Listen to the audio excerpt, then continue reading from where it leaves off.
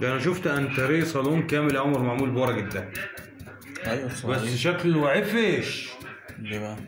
مش حلو. لما يكون الطعم يكون احسن. هو ده سؤال الكلام. لا في صوالين بتتعمل بس على المستوى او حاجات تانية ومادة بتاخدها في الاول حاجات ومسلون وشغل بقى.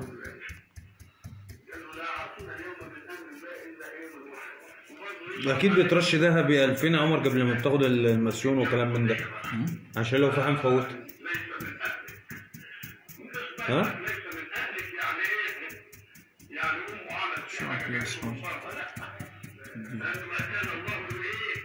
افتح شعب افتح شعب افتح. ايوه كده في عبد انت افتح يا حبيبي. خليها كده عشان تطلع. شوف سبحان الله بتلمع بقى كده.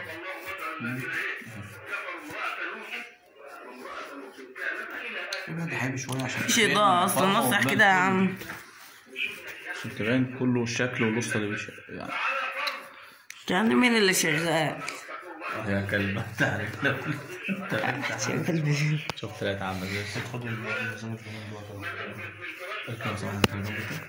لا خد بس المزاج ما تاخدش والله يا عم سيب معلمك يشتغل. ده المعلم انت هتبوظ الفيديو. خلي بالك يا عم انا اخري بيه وبتاع امشي. بارد روح يا عم بقى الفيديو هيبوظ. هو انت مصدق عايز تقول له نام؟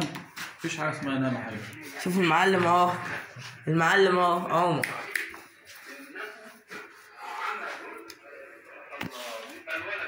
ثواني كده ثواني كده ثواني كده. انا بس عايز ناخد مسكه. لا مش مليون يا اسطى مش مليون. ثواني والله ثواني وخدها. طب قول في ده. حاضر. ده انت عيل بارد بارد بارد. طب ما خدتش الحته اللي في النص دي ليه؟ كده شكلها لازم تيجي. شكلها ده هي لازم تيجي اساسا. ده بقى من فوق يا عم. هتجيلها من الشام ده.